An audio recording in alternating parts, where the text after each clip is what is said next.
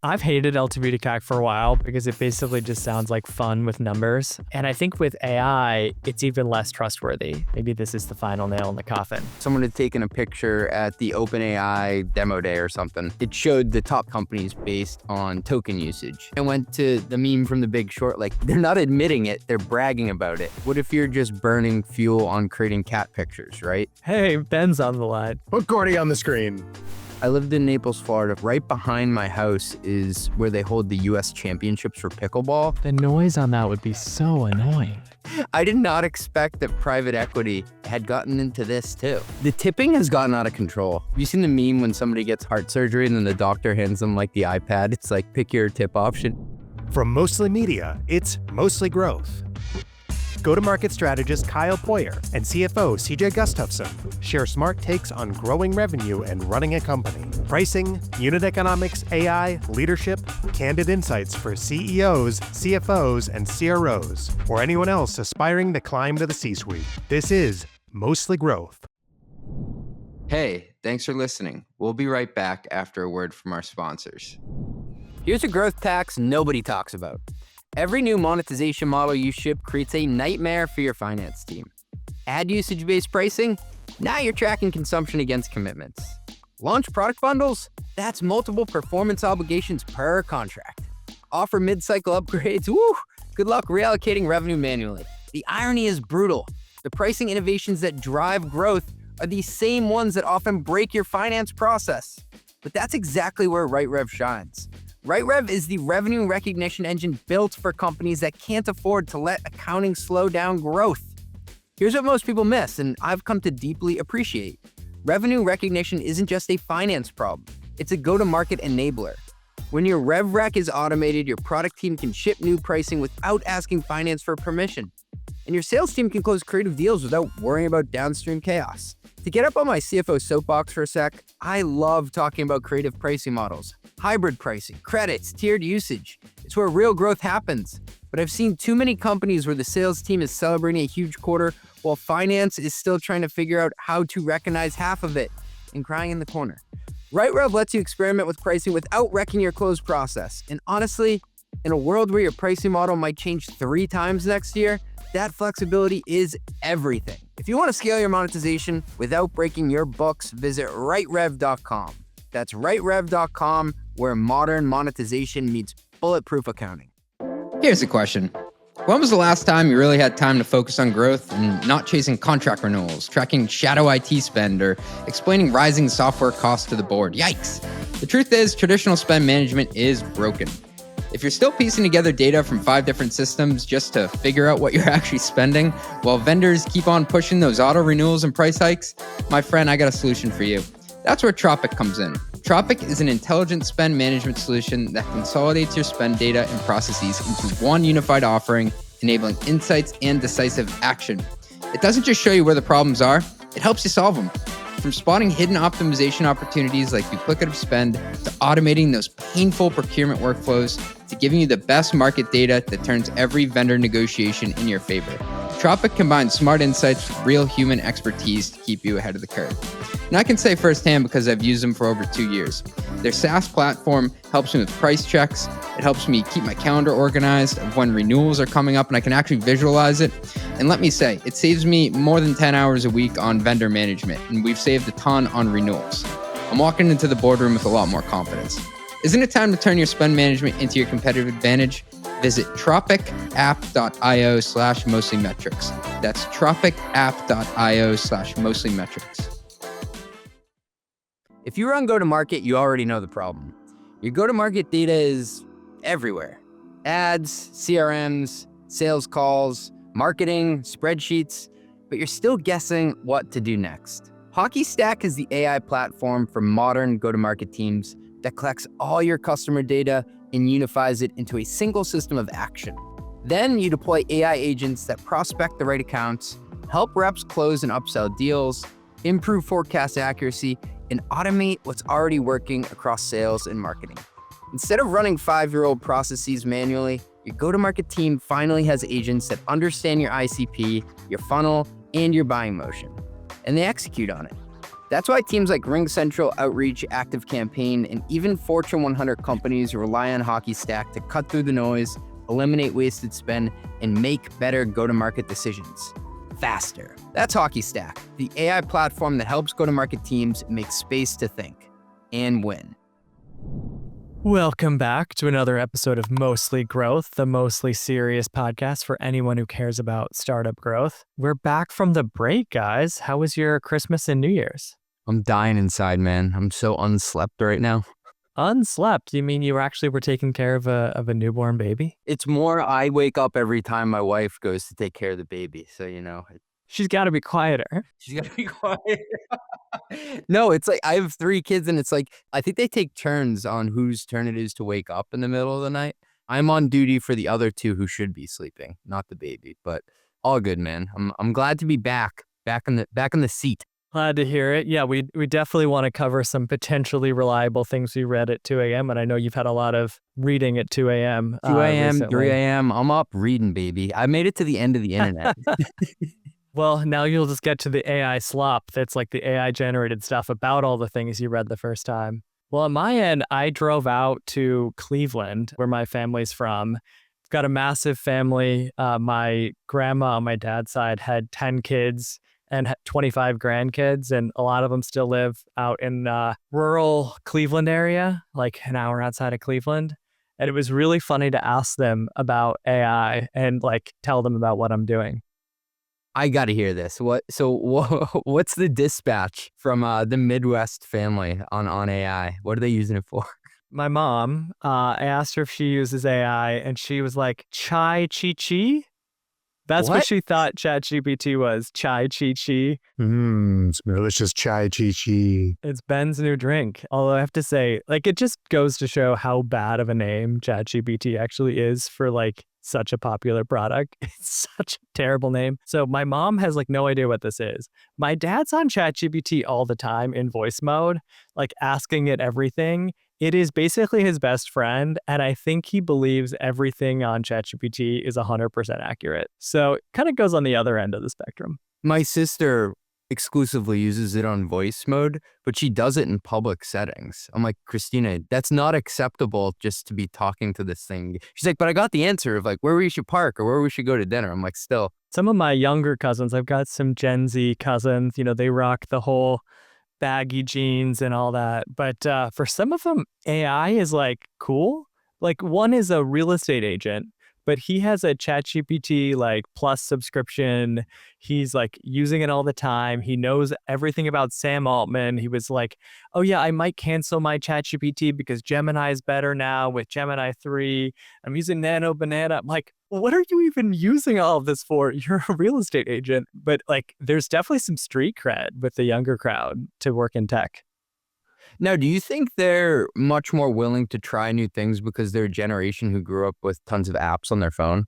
TikTok in high school, Snapchat in middle school, like it's just part of life for them. And, I think they're just also really comfortable creating content, like remixing videos. I actually don't have TikTok on my phone. I've never made a TikTok video, but like these are people that are just like in meme culture. They know the latest of everything happening, and like all of that kind of creator stuff is almost natural, even if they don't do it for a career. Putting yourself out there to the generation like after us is just so natural to them. And I don't know if people are friendlier, but I'm like looking back at some of this stuff, I can't imagine not getting bullied for these like TikTok things that they put out. So all the credit to them. Maybe it's a kinder culture now. In my day, we had dial-up internet for a while, and then I didn't really get a smartphone until I just graduated from college. Like my first job, I got a smartphone. Younger generations have had it since they were like 13 years old. Scary times. What do we have up first, Ben? First up, we've got some potentially reliable things that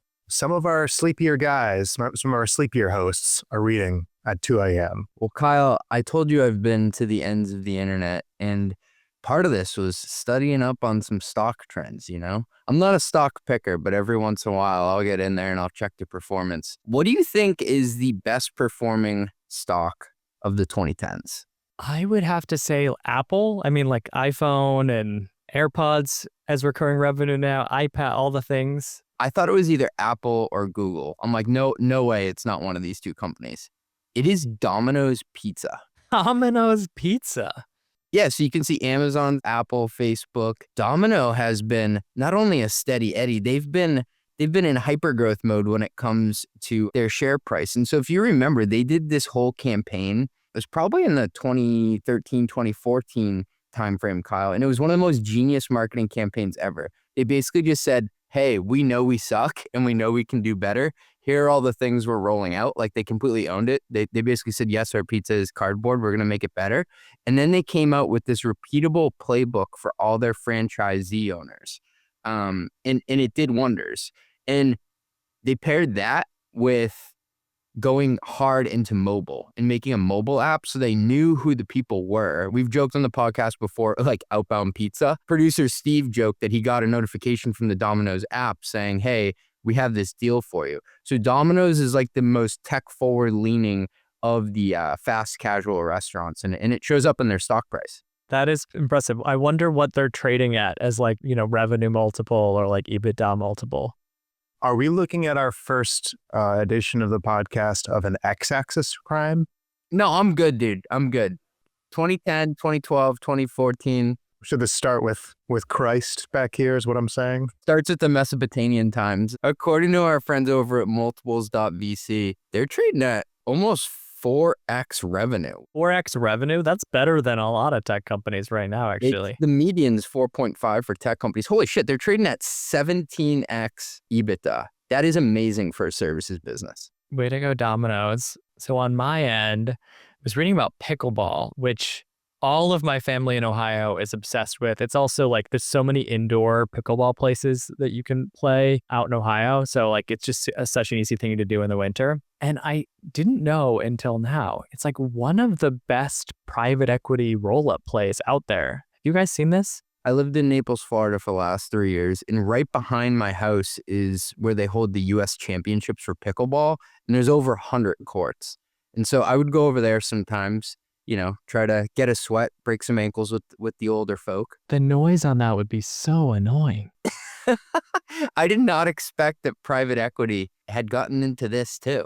There's one dude, an American billionaire, who saw the growth of pickleball and just kind of raced to own everything he could. And so he bought Pickleball Central, which is like the e-commerce place to buy paddles and everything. He bought Pickleball Tournaments, which apparently organizes like every pickleball tournament out there. Anything that happens in pickleball, he's going to make money on. What my mind went to first is, what's the way that this makes money in a roll-up? Because it could be more of a real estate play, right? Like you own where the courts are and the land that it's on. It could be a membership play where you're making money off of people joining a club and the community aspect of it. And it could also be a media rights play if he thinks it's going to be on TV. So I worked at Providence Equity Partners before I went to the operator side. And one of the companies we owned was the Tennis Channel. And that was one of the best investments they made. So it's like, are they going to do something around the media rights here? Yeah, I have to imagine the media rights are going to be big. But part of their assets are like one of the top media properties for pickleball. But then like their hands are in everything, right? So they make money if more consumers are playing. They make money if more consumers are interested in watching pro pickleball. Pro pickleball can be streamed or it can be sold for broadcast TV. Any way pickleball grows, they're going to take a cut of it. Yeah, this is pretty genius. And the total addressable market for it is huge, right? It's a low contact sport. You don't have to break your ankles doing it. I know people probably do somehow still get hurt playing pickleball, but basically anybody can go out and play. And it doesn't cost a lot to do it either. Great business model. Apparently the global pickleball market was worth $2.2 billion in 2024, and it's projected to reach over $9 billion by 2034. So definitely a fast growing sport. And if you can own all of the key assets on a sport that's growing that fast, that is some pretty good growth potential. All right, up first, we have got the next generation of metrics for AI companies. What are we looking at? What are we keeping track of? You guys help me out here. It's CJ, you're a metrics nerd. I'm a metrics nerd. We've talked a lot about ARR and how that was the lifeblood of SaaS, but is somewhat meaningless or like increasingly meaningless in an AI world. Tom Tungas recently wrote a post saying that he thinks one of the top emerging metrics for AI companies is going to be gross profit per token. Did you see this? I did. Yeah, this was a cool one to see. And by the way, I was getting ready to reach into this drawer right here to pull out my 75-page handwritten notebook on ARR. I thought we were going to go into that again, but I'll put it away. You got to close that drawer. Take out all your tokens instead. So give people the 30-second overview of what he was saying about this gross profit metric. The general idea is that a unifying view of AI companies is around token consumption, right? That's a metric that shows, are people actually using your AI product? So separate from revenue, it's more around value for the customer and overall consumption. Token consumption could just be passing through your underlying infrastructure costs and with very little additional value. So you could just be passing through OpenAI or Anthropic tokens at a slight markup, or you could be delivering real value above and beyond. Looking at those monthly tokens, what's the gross margin on those tokens, that token consumption, and the gross margin per million or per billion tokens actually correlates pretty closely with the multiples that some of these big AI companies are trading for. But why don't we care about monthly active users, MAUs, or daily active users, DAUs, or the ratio of daily to monthly anymore? Is this like just a derivative of that? So DAU and MAU, I think they still have somewhat of a role to play, but that to me is more a metric that was tied to seats. If you license Salesforce for 100-person sales org, you'd want to see how many of those sales reps are logging in a given day, in a given month. And if they're not logging in, they might not renew those seats, right? Or if all of them are logging in, you're maybe going to expand their seats. With AI, you have much more of a power law of consumption. And so one person could log in for one query, another person could log in with like hundreds of queries and like advanced AI agent use cases that consume like ton of tokens. And so not all DAO are created equal, and it's not a really good proxy of value. And also like looking forward, if AI is taking on like digital labor that would maybe otherwise be done by people, you might not need people logging in every day for AI to be working. It could be increasingly working autonomously behind the scenes. We had gone over this on a previous podcast, but someone had taken a picture at the OpenAI, whatever, demo day or something, and it showed the top 25 or top 50 companies based on token usage. And what my mind went to is like, why would they admit this? Why would any company like want to be outed that they'd spent this much? And then I went to the meme from The Big Short, like they're not admitting it, they're bragging about it. So companies are proud that they were spending that much or consuming that many tokens. The gross profit piece I think is so key here, because if you just do tokens, you're kind of saying, look how much fuel we use. Look how crappy our mile per gallon ratio is, and I'm driving this big truck that's just consuming all of this. You have to have some other offsetting metric to show what you're getting out of it, because you don't want to just be passing this through and have crappy fuel mileage. Tokens are basically fuel consumption, right? You want to look at how many miles you drove for that fuel consumption, and that's a much better metric of actual progress. And one of the things I liked about this analysis, I think, gross profit per token, it's a little wonky. It's a little hard to compare across companies. But one of the things I thought was an interesting angle of this piece is this idea of historically sales reps have been compensated on how much recurring revenue they bring in. Like what's the ARR of a deal? And that makes sense. If you're, an 80% plus gross margin business, just comp the rep on ARR. Well, now if some customers could be wildly unprofitable, others could be high margin. You're looking at reps maybe having some flexibility on discounting, on flexible monetization models, like selling one customer a usage-based model, another one a flat fee model. You might be compensating reps for really unprofitable deals if you just use historical ways of measuring rep performance. But this gross profit dollar kind of calculus changes things. You could say, hey, the rep quota is based on gross profit dollars sold as opposed to just ARR, which is going to be a much, from a CFO perspective, much better representation of kind of the value of the business and what their contribution to the business is. A lot of this reminds me of how Snowflake has historically set up their comp plans with reps, where it's based on how much consumption can you drive within different workflows throughout the company. And that's why they're famous for not having customer success, because you have to intimately know your customer in order to get them to actually use and consume what you sell them. It's not just I sign them up for this big contract and then they never use it, right? That's not success. You have to find ways for them to lean into it and consume over time. I don't know if Snowflake looks at the gross profit associated with it. I know as a company, they've made a remarkable rise. It's often compared to the infrastructure companies that are AI today of going from sub 60% gross profit margin when they IPO'd. I think it was 58 or 59%, Kyle. And now they're over 70%, which is remarkable for the type of work they do. So we've got token consumption, we've got gross profit per token, and just gross profit in general as these, next generation metrics that are more important for AI native companies. What are some of the other new metrics that you think are going to emerge? Me and you was talking about outcome-driven metrics a lot before, and I think this is important because what if you're just burning fuel on creating cat pictures, right? That's not going to be a durable customer. Hey, Ben's on the line. I got a real cat. I don't need fake pictures of cat. Put Gordy on the screen. How do you make sure that the customers are actually getting value out of what they're doing, right? They're not just burning down the house and spending all this money and then they're going to churn out the top. I also worry about what you see in the cloud era with optimization. It's the O word that all the CFOs are afraid of when you hear that customers are looking to optimize their cloud spend or optimize their infrastructure spend. So the gross profit is definitely a component to it. You don't want to do the DoorDash or the Uber thing, right? Remember when all the capital was in the system and Uber was basically selling a $25 taxi ride for $18. DoorDash would deliver something to your house for a 20% loss.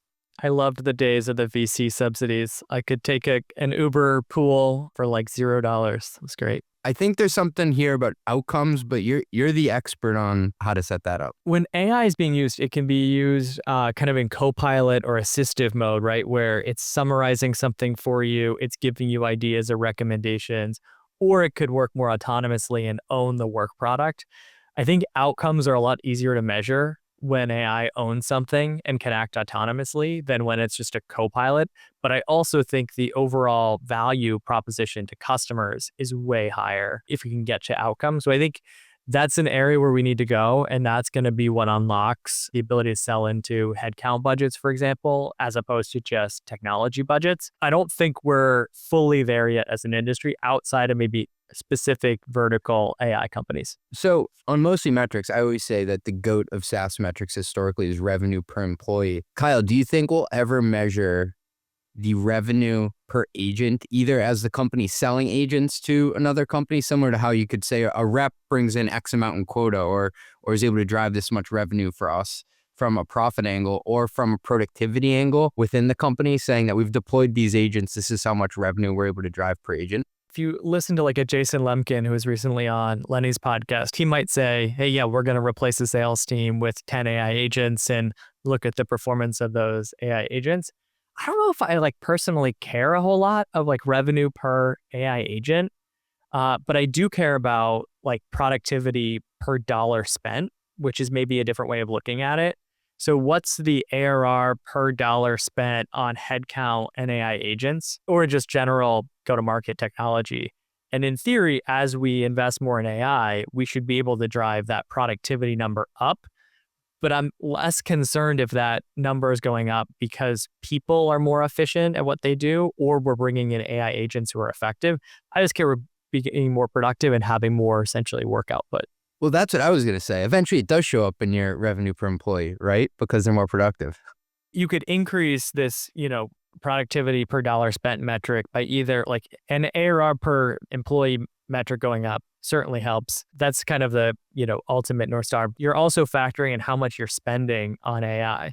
So if these AI tools start to become really expensive but aren't driving a whole lot of results, you could have great ARR per employee but not have that efficient of AI adoption internally. So on the sales side, I know we've beaten a dead horse with ARR. We won't take that out of the drawer right now. But is LTV to CAC harder to measure now? Like, is that different or is it the same? I've hated LTV to CAC for a while because it basically just sounds like fun with numbers. I just don't trust it ever. Maybe for like a consumer goods product that, where you've got millions of purchases, like you can model it. But historically in SaaS, if your net retention is above 100%, the LTV is potentially limitless. You also don't have a ton of data on your customers to know what the real lifetime value is. I just don't trust it. And I think with AI, it's even less trustworthy. If you were to ask an AI company what's a lifetime value of your customer, like, I don't think that they could tell you what that number is, even like anywhere close to what that number might look like, because no one really knows. Well, there's the old adage, I pray for the confidence of a seed founder with 6 months of selling history, but an LTV to CAC of 9. I wish I had that confidence too. I just think that's a metric that I've always wanted to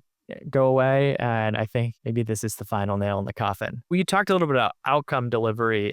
I do think one thing that's important is like measuring AI quality. And so I've talked to a number of companies that don't have a really good way of measuring like the overall effectiveness of their AI. So like they've launched AI, they maybe have different models under the hood to take different actions. They use certain benchmarks to see if the AI is performing better.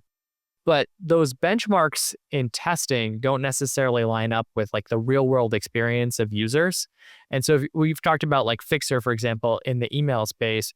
Fixer might have benchmarks that say their AI quality improved, but if you're using it, you might say, hey, this model changed. I'm actually going to not trust the email that they auto drafted, or I'm going to make more changes. And so there's a disconnect often between like the testing and the real world reality.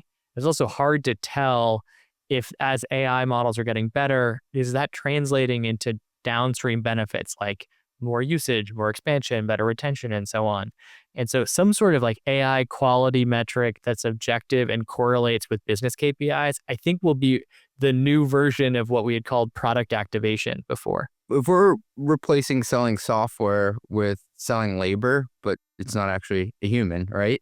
You're going to have to measure the quality of the outcomes at the departmental level and at the task level. So when people talk really high level about how do you measure quality, it's, well, you wouldn't measure the output of a salesperson the same way you measure a finance person. So it's going to have to be extremely domain specific. I don't know how to get to a quality metric, even for humans in a company that's the same across all departments. Yeah, it needs to be department specific, and we essentially need to have performance reviews of our AI products. And your customers are going to be having essentially the performance reviews. I think a lot of customers are going to make them more qualitative, like based on vibes. But as a vendor, like you need something that's a leading indicator of that before your customer tells you, that gives you confidence your AI is actually improving. That's such a sage insight right there. You should come up with the quality metric before your users do, right? You want to give them the whatever the ruler is that you want them to measure the outcomes based on. Because if they make it up, you're going to be caught on your back foot, but you may not be able to defend it anyways.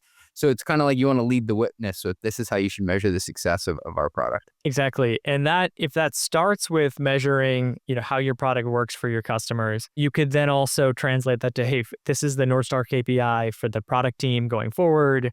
This is also something we're going to push out to essentially write the RFP for our customers. We're going to pitch the sales team on why we're better at this metric than everyone else. Like, this can really be something that the team rallies around. And I know we talked to Des at Intercom. They use this metric around automated AI resolutions, or like what percentage of your customer support cases can get automated. I think their number went from in the 20% range to 70% or so now. And so that's a great example of this, but I haven't seen that kind of example applied beyond customer support. Have you ever had to build an ROI calculator before? Oh, yes. Talk about complete bullshit. You're asking a pricing person. Yeah, but like these things are so laden with assumptions. They're like black boxes. I won't say what companies, but I've built multiple ones before. And it's basically just like this cool Excel model that you give to the engineering team to put on the website so customers can ostensibly measure the ROI on whatever your product is delivering. I say they're BS, but like we need them more than ever now. Well, we need them more than ever, but we also need customers to take them seriously and be confident that we're getting it right. That was the thing. No one took them seriously. We'd build them and it ended up being this big book report. Everyone was like, that's cool. Yeah, everyone's like, oh, so my ERP is going to save me $10 million over 3 years?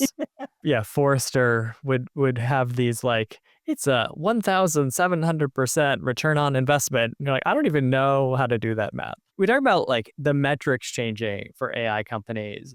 But another thing I wanted to talk to you about is how the orgs need to change. We talked a little bit about that with like productivity and AI agents, but how do you see orgs changing with AI? So have you heard of this term forward deployed engineer? FDE, yet another TLA. I have heard about it because Palantir has been bragging about it for a while, but it seems like it's the hottest kind of new old thing. So Palantir was bragging about it for a while, completely went over my head. I'm like, this is just one of those weird, complicated things they're using to trade at 80 times forward revenue. But all the AI companies have adopted this term, Kyle. Can I give you like my layman's term, finance brain explanation of what the hell this is? You can.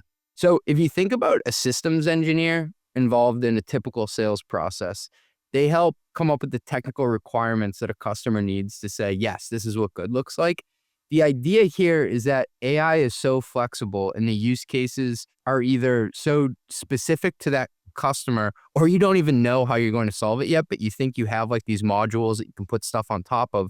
You basically put engineers at the cost of your own company into the sales process and into these companies to help build something custom on top of whatever you have. It's kind of like a supercharged SE, but it's a extremely technical resource, and they're going in and building hand to hand with these companies. So if you think about like integrations you would do historically for like an ERP, you may hire like Cross Country, or you may hire Deloitte or McKinsey to help you implement it. Like Accenture, they make the most money ever off of these implementations. You're basically doing the implementations before you even have a signed contract. You're doing it to get them to buy from you. And I think it's fundamentally going to change how you look at how you cost out the P&L of the resources used in sales, and also how you look at what's a successful sales process. So do you see this as a sales and marketing cost then, because it's deployed before someone's a paying customer? I'm so glad you brought this up, because the people who are the forward deployed engineers, they're R&D people, but we're doing this before we have a signed contract, and they're doing the work to get the customer to say, yes, this is an amazing product and I want to keep it. And I see some merit in it, because at that point, you've put so much effort into it. They've already given you access to their systems. You've built something for them. The retention and the success rate on these is going to be high. Yeah, like to me, it's a sales head. And I'm almost like, do you even need a salesperson anymore to ask for their business if this works?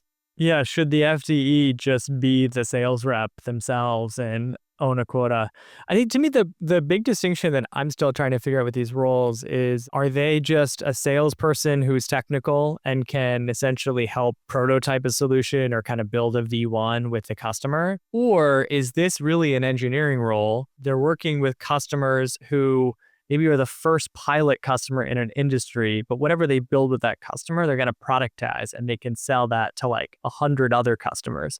And so in that case, it's like an innovation and like kind of classic R&D role. And Harry Stebbings said, the CEO of Invisible.ai, I'm interviewing their head of finance later this week, and the topic of forward deployed engineers came up.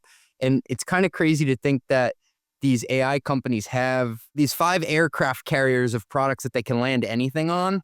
And what they're going to do is they're going to listen to what you need and then go and build it for you. And before AI, it would be incredibly foolish to think that you're going to custom build software for every company. I don't know if it's doable. I don't know if these companies are on like the suicide mission agreeing to custom build something for everybody. That's not scalable.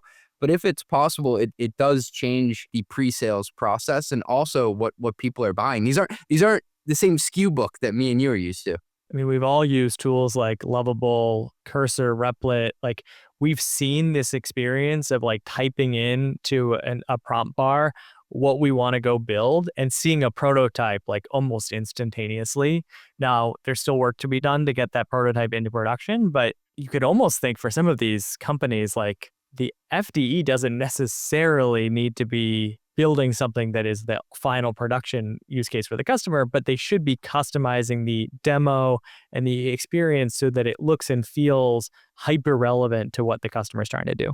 Who's the note-taking app that we talked about on the show, Kyle, who they said they were behind the scenes actually just typing out the notes at first? Oh yeah, that was Fireflies. That's, I think, what a lot of companies are doing, where they're taking all the information from emails and from original like Gong calls and feeding it into a Lovable or a Cursor and coming back and be like, look, we're 80% of the way there. We heard what he said and we built it. Just pay us for this thing now and then we'll actually build it.